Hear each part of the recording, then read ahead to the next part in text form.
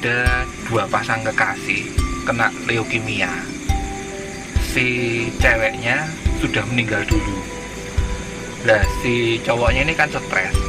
Saking stresnya itu sampai dia tiap hari itu minum kopinya itu dicampur spiritus. Tapi dia nggak mati-mati. Padahal leukemianya stadiumnya sama dengan pasangannya waktu itu. Tapi pasangannya udah meninggal dulu. Tapi itu sampai berapa tahun gitu. Nah, akhirnya dia berobat ke guru saya. Sama guru saya itu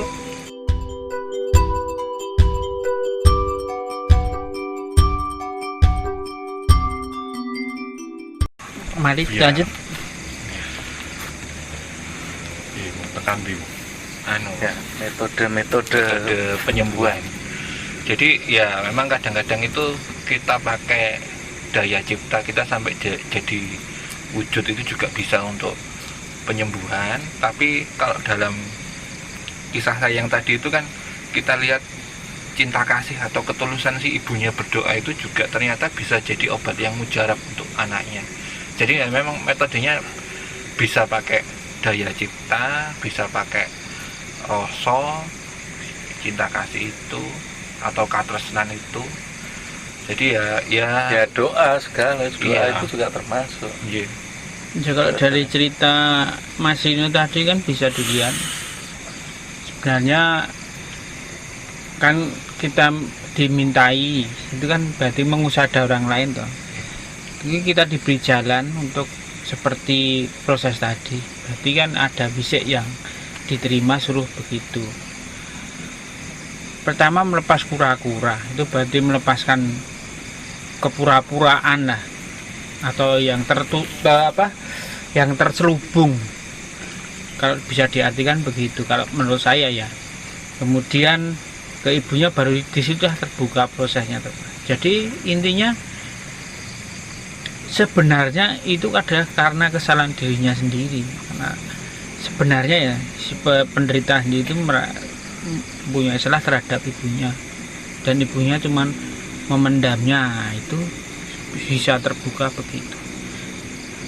Kalau pertama ada orang yang sakit itu, kalau menurut kepercayaan Jawa itu pasti akan dihitung dulu. Karena orang Jawa itu kan dihitung-hitung dulu, kan hitungannya sabda guna tirta wono lepas. Dari mana? Sabdo itu kesalahan sendiri. Maksudnya itu memang kesalahan sendiri, jatah kamu di karunia itu karena kamu salah, kamu mendapat itu. Guna itu jelas karena dari orang lain menyalahi. Sabda guna tirta itu berarti cuman lah penyakit ecek-ecek masuk angin biasa ke mari dewe. Wono itu berarti gangguan itu bisa ketempelan, bisa gangguan. Wono lepas ya berarti sudah memang waktunya. Sudah waktunya. Jadi kalau dihitung seperti itu, kita lalu bisa memilah-milah pengobatan apa yang cocok.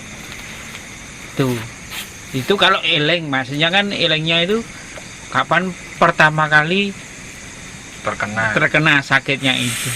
Kalau tidak ya percuma. Maka kita gunakan kembali meditasi itu. Kita bertanya, memohon petunjuk. Itu sebenarnya sakitnya apa? Nah, setelah ada petunjuk wisik atau dawuh atau apapun, yaitu kita proses. Sebenarnya untuk tiap-tiap kasus itu ada perbedaan juga, tergantung nanti dapatnya apa. Seperti dulu ponakan saya ada sakit diperiksa rumah sakit, mondok, pulang mondok lagi. Nah itu kemudian saya cari tahu tahu-tahu ada sesuatu yang keluar dari saya kemudian masuk ke anak tersebut karena masih kecil ya, anak tersebut ya sudah. Tapi nanti berapa hari itu kemudian itu kembali lagi ke saya, padahal saya nggak narik. Ya sudah, itu ada proses ini tanpa kita ada yang kalau memang itu memang menjadi jalan kita untuk menolong, ada yang menentukan itu loh selain kita, ya itu ya harus kita sadari sendiri. Tapi kalau memang udah lepas dan kita nggak tahu, maka yang digunakan adalah ciptonya untuk menyembuhkan tadi ya, seperti tadi yang saya ungkapkan. Bisa kalau itu berwujud benjolan atau apa, itu bisa kita ambil, kita keruk-keruk gitu, bayangan ya, ciptanya ngeruk-ngeruk itu, kemudian kita kubur bisa. Kemudian dilihat auranya itu warnanya apa, kemudian itu ada kemerahan, pucat, agak kehitaman, kemudian kita mengeluarkan aura untuk nempel itu. Tapi yaitu proses, dan itu memang butuh telaten. Dan biasanya kalau orang itu kan biasanya moro pisan yo pegah, utawa sing nganu yo sing menerapi juga lali. Ada lagi itu kasus yang paling sering itu gini loh, ketika kita mencoba self healing bisa terus kesusu ngobati yang lain. Lah ngobati yang lain itu menghabiskan energi kita dan kita yang jadi sakit. Itu banyak kasus yang kayak gitu juga. Ya itu kalau di Jawa biasanya nganu tidak dilihat itu sebenarnya karena apa. Kalau pas satu itu pas kesalahan si pelaku ya, kemudian kita terus saja mengusada atau memberikan energi, akan kita kena. Makanya seharusnya tadi seperti Mas Nino bilang tadi, harus si pelaku harus jaluk ngapura atau minta maaf gitu. Ya, nek saya itu kan itu biasanya kan kita nyadong dawu dulu ki jatahku apa dudu gitu untuk healing kan. Kalau sudah jatahnya terus kita healing atau kita usadani sebisa kita, yang sering kita lupa adalah penyakitnya itu harus kita nganu apa. Kalau saya itu nek Mbak Sunis kan tadi dikubur gitu kan. Kalau saya larung ke laut gitu. Ya lautnya ya di pikiran saya, di bayangan saya itu kan.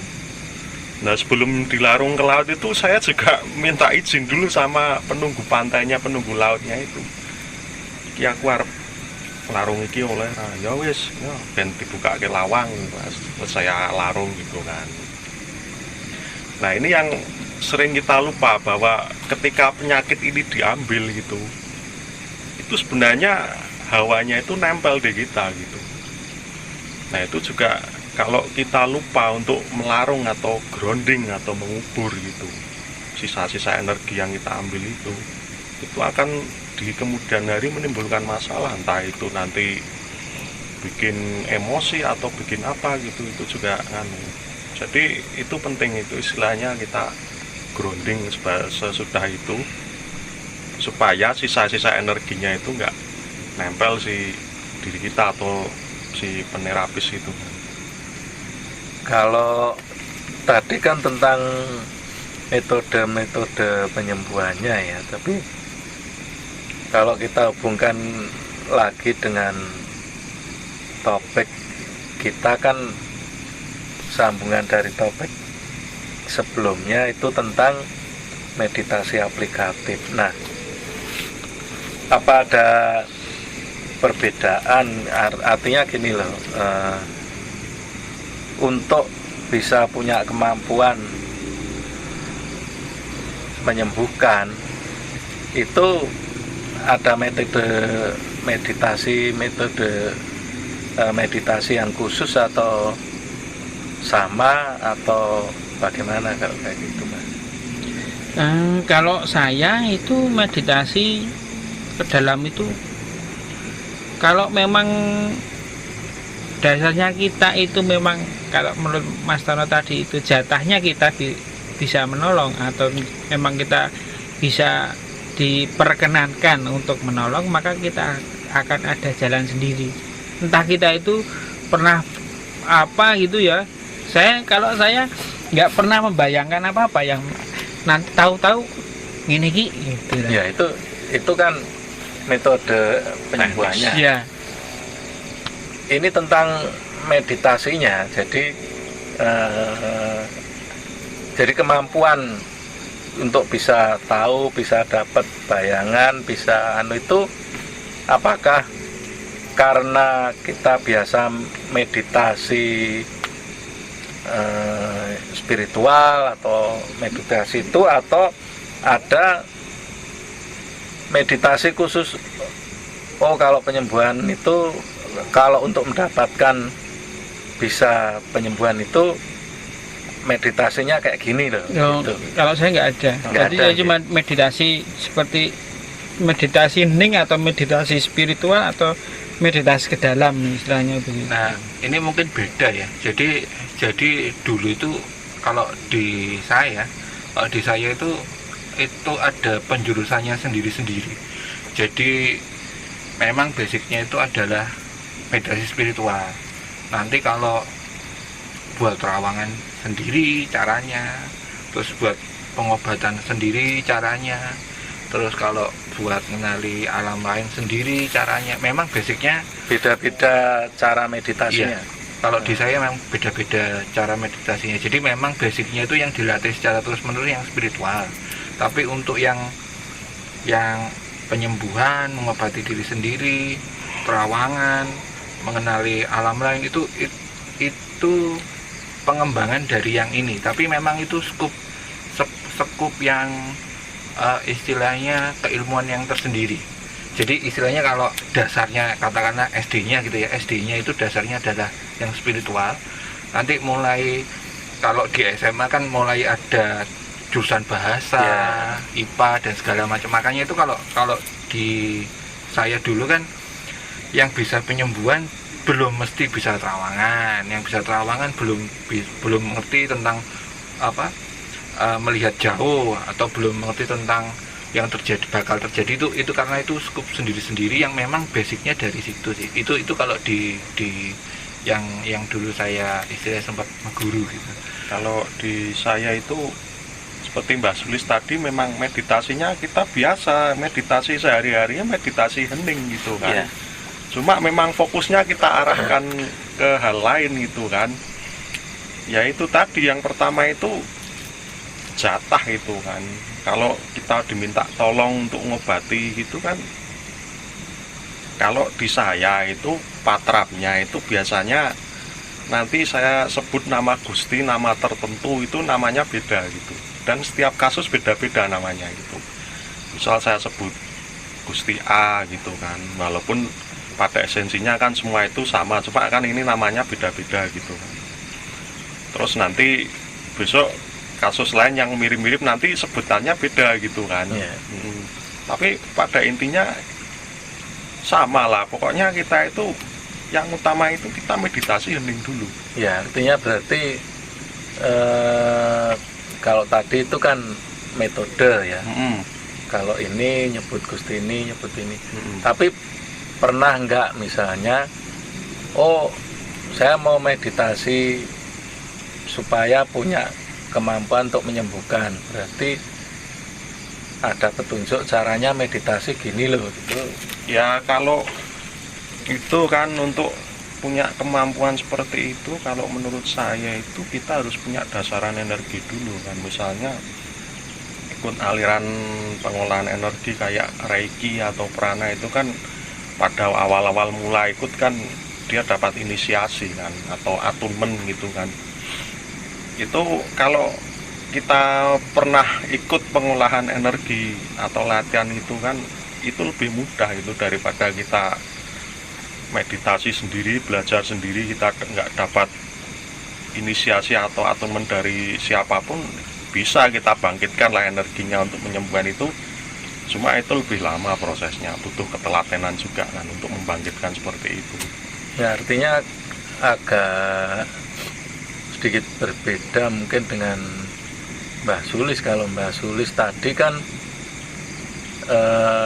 karena sering meditasi ya Mbak, meditasi ning atau apalah spiritual. Nah, karena kemampuannya atau karena rajin meditasi itu, atau mungkin dia sampai tataran tertentu itu, sehingga dapat anugerah kemampuan untuk penyembuhan. Itu juga bisa juga karena bakat. Ya, bisa jadi itu bakat atau bisa. Tapi bakat pun kalau levelnya dia belum nyampe juga, Ya. istilahnya kan nggak bisa. Harusnya kan ya kayak sekolah lah. Bakat itu kan belum begitu terlihat ketika masih SD. Orang bakat itu kan belum tentu minat. Nah, Itu bisa juga jadi salah gitu. satu faktor gitu kan.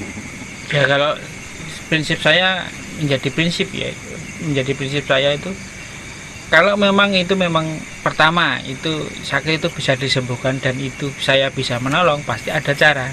Ya, Nah itu jadi entah apa, pas saya meditasi itu nanti pas ada yang tanya gini, nanti ada jawaban untuk itu, untuk proses itu. Ya seperti teman saya itu ada juga yang mengeluh sakit tangannya itu. Pas dia ngomong itu pas ini ada, ya saya omongkan proses. Nah ini karena prinsip saya itu memberi solusi, tapi sebisa mungkin tidak mengharuskan si pelaku itu dengan silakan aja. Saya cuma bilang ini kalau mau dicoba ini bisa berpengaruh, kalau mau dicoba, kalau enggak ya sudah nggak apa-apa. Itu kalau memberi solusi. Tapi kalau memang ditanya ya akan saya bilangkan mau di seperti ini, begitu otomatis. Tetapi secara meditasi khusus untuk memperoleh itu tidak ada, yaitu kalau di saya begitu. Dan dilalahnya kalau untuk sosial itu atau untuk nolong orang lain itu biasanya petunjuknya lebih lancar kalau saya itu. ya itu. Daripada untuk memohon petunjuk untuk diri saya sendiri gitu loh. Ya. Jadi artinya kan ada dua metode yang bisa dilakukan untuk mendapatkan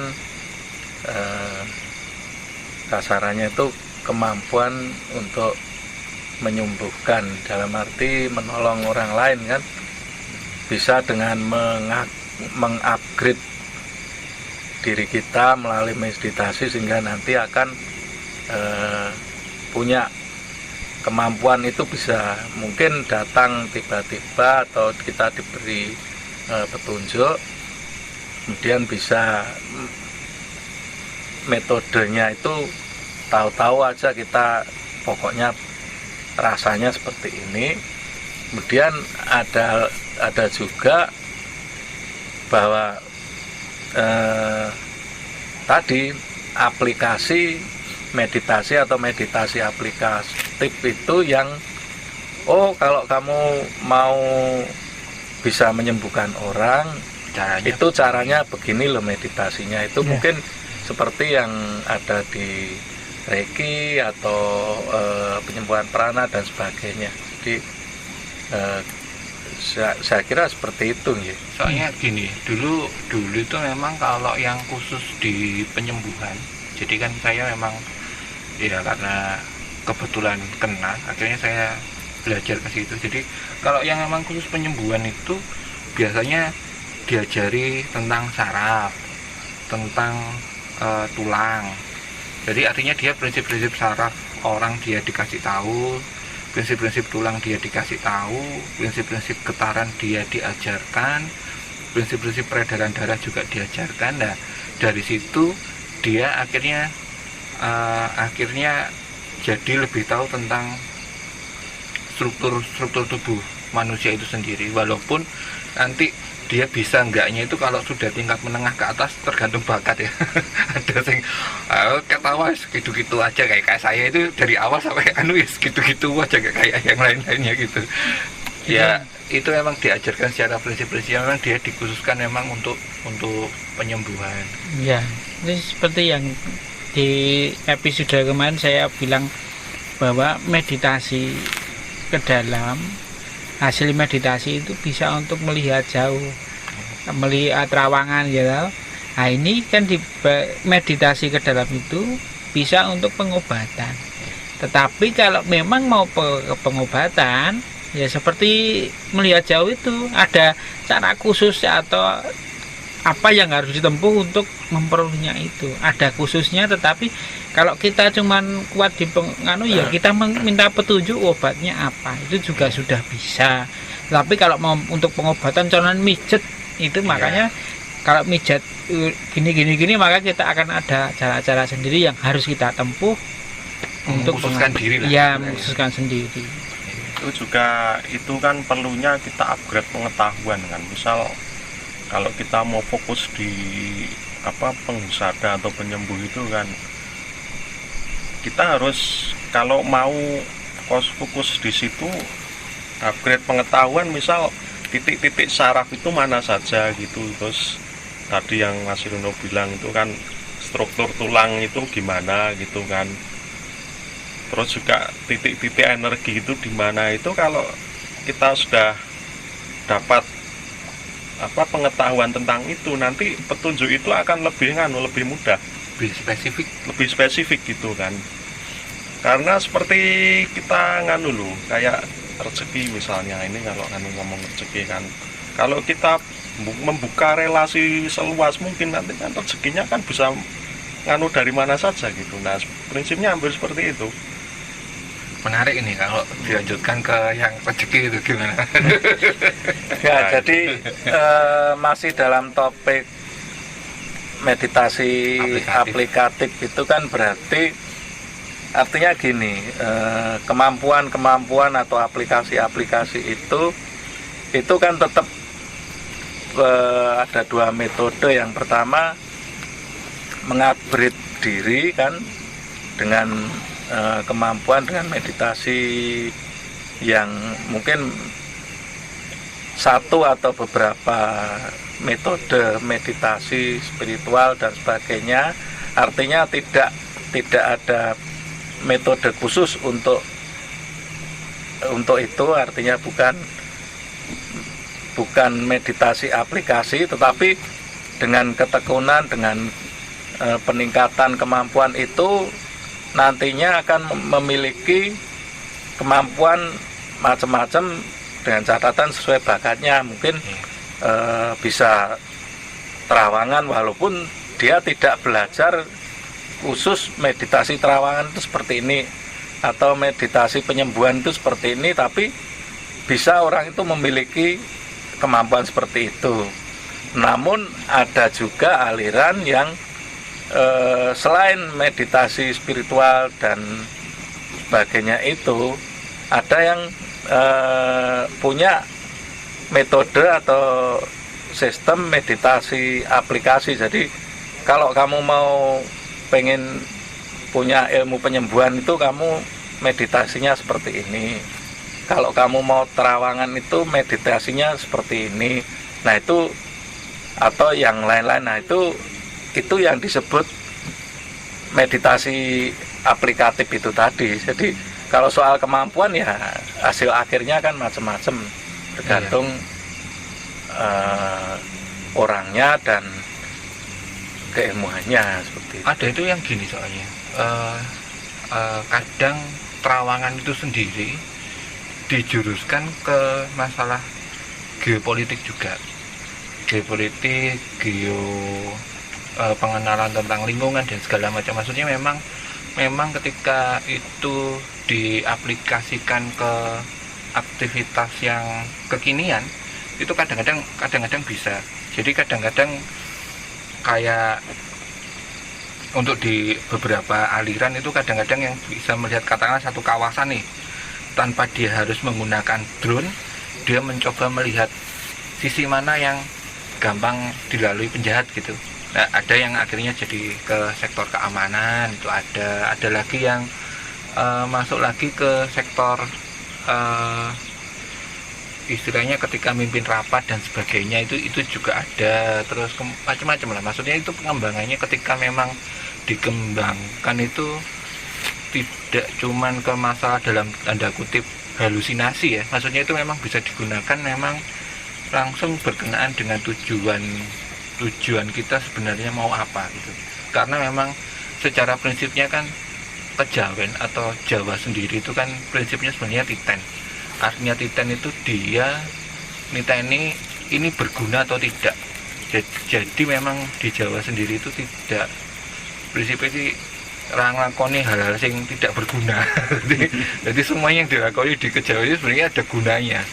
Ada yang memang prinsipnya itu everlasting ya. Everlasting itu bisa digunakan dalam semua kondisi, tergantung dikembangkan untuk apa. Memang basicnya itu adalah pengenalan tentang metode gelombang. Nah, jadi gelombang nanti kan bisa dikembangkan macam-macam. Jadi